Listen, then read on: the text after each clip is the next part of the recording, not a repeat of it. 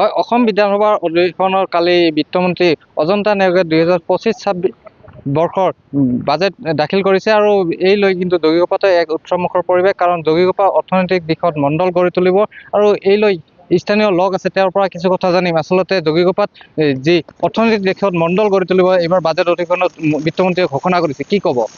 সৰ্বপ্ৰথমে আপোনালোকক নমস্কাৰ জনাইছোঁ। যোৱাকালি যিটো আমাৰ অসম চৰকাৰৰ তৰফৰ পৰা বিত্তমন্ত্ৰী ডাঙৰীয়ানীয়ে অজন্তা নেওগ ডাঙৰীয়ানীয়ে যিটো বাজেট দাখিল কৰিলে, এই বাজেটত আমি যোগীঘোপাৰ বাকী ৰাইজ লগতে বঙাইগাঁও জিলাৰ সকলো ৰাইজে অতি উৎফুল্লিত হৈছোঁ আৰু আনন্দিত হৈছোঁ। আমি বিশ্বাসী যে আমাৰ ভাৰতীয় জনতা পাৰ্টিৰ চৰকাৰখনে যোগীঘোপাত যথেষ্ট পৰিমাণৰ মাটি জমি আছে, বহুত ঠাই আছে, এতিয়াও বিভিন্ন ধৰণৰ ইণ্ডাষ্ট্ৰী গঢ়াৰ সুবিধা আছে।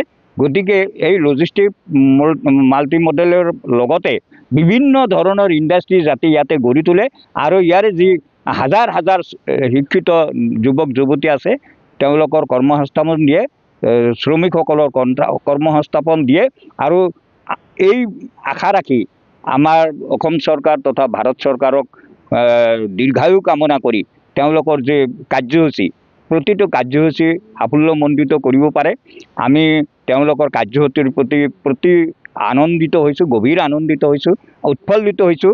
কিন্তু আমি আশা ৰাখিছোঁ তেওঁলোকে আমাৰ ইয়াত যথেষ্ট পৰিমাণৰ ঠাই যিহেতু আছে, ইয়াতে বিভিন্ন ধৰণৰ ইণ্ডাষ্ট্ৰী গঢ়ি তোলক আৰু এই ঠাইখিনি তেওঁলোকে নিবনুৱাসকলৰ কৰ্মসংস্থাপনৰ ব্যৱস্থা কৰি দিয়ক। এইখিনিয়ে আপোনালোকৰ মাধ্যমেদি তেওঁলোকক অনুৰোধ জনালোঁ। ধন্যবাদ। আন কেইবাগৰাকী লোক আছে তেওঁৰ পৰা কিছু কথা জানিম। আচলতে যোগীঘোপা ফুলবাৰী যাতায়াত সুচল কৰি তুলিব, আনহাতে যোগীঘোপা ঔদ্যোগিক ক্ষেত্ৰ গঢ়ি তুলিব, মণ্ডল গঢ়ি তুলিব, কি ক'ব? আচলতে এয়া নিশ্চয় যোগীঘোপাৰ বাবে ভাল খবৰ। হয়, যোগীঘোপাৰ কাৰণে যথেষ্ট ভাল খবৰ। যোগীঘোপাবাসী বহুত সুখী। আমাৰ গোটেই অসমৰ ভিতৰত যোগীঘোপাৰ আগত নামেই নাছিল।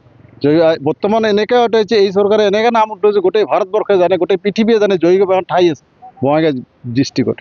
এই ঠাইখনত যিখিনি লজিষ্টিক হাব হ'ল, লজিষ্টিক হাবৰ পিছত যিটো আমাৰ বাণিজ্যিক কেন্দ্ৰ হ'ল, টাৰ্মিনেল হ'ল, তাতে যিটো ভাৰত ভূটানৰ যিটো সংযোগী পথ হ'ল জলপথেৰে, এইখিনি বহুত ডাঙৰ কথা। কি আগৰ চৰকাৰে একো কৰা নাছিল, এইবাৰ চৰকাৰে ইমান এটা ভাল কাম কৰিছে তাৰ কাৰণে চৰকাৰক অশেষ ধন্যবাদ জনাইছোঁ। লগতে যিটো আজি বাজেটত যিটো এইটো উত্থাপন হ'লে, আমাৰ বিত্তমন্ত্ৰী ডাঙৰীয়ানীয়ে যিটো উত্থাপন কৰিলে যে যোগীঘোপাৰ উদ্যোগীকৰণ কৰাৰ কাৰণে যিটো ব্যৱস্থা লৈছে সেইটো হ'ব, তাৰ কাৰণে মানে আমাৰ যোগীঘোপাবাসী ৰাইজে তথা বঙাইগাঁও ডিষ্ট্ৰিক্ট জিলাৰ গোটেই ৰাইজে বহুত উৎসাহী হৈছে। তাৰ কাৰণে আমি আমাৰ তৰফৰ পৰা আমি তেওঁলোকক আশীৰ্বাদ বা ধন্যবাদ জনালোঁ আৰু ভৱিষ্যতে যে আন কিবা এটা কৰিব তাৰ কাৰণে আমি আশাবাদী। আৰু সামগ্ৰিকভাৱে যি বাজেট দাখিল কৰিছে, সামগ্ৰিকভাৱে আপুনি কিমান সুখী? মই বহুত সুখী, 100% সুখী। আৰু আশা কৰোঁ যে যোগীঘোপাত এনেকুৱা কোনো নাই, কিছুমান ঠাইতেও কিবা এটা উদ্যোগ গঢ়াৰ কাৰণে বহুত আন্দোলনমুখী হয়, কিন্তু আমাৰ যোগীঘোপাত সেই বস্তুটোও নাই। আমি ৰাইজে আশা কৰোঁ যে ইয়াত যিমান পাৰে উদ্যোগ কৰক, তাত আমি সুখী। আমাৰ ল'ৰা ছোৱালীৰ পৰা আদি কৰি যিমান আছে, শিক্ষক নিবনুৱা যিমান আছে, সকলোৱে কৰ্মসংস্থাপন পাওক, তেওঁৰ কাৰণে আমি যথেষ্ট পৰিমাণে সুখী।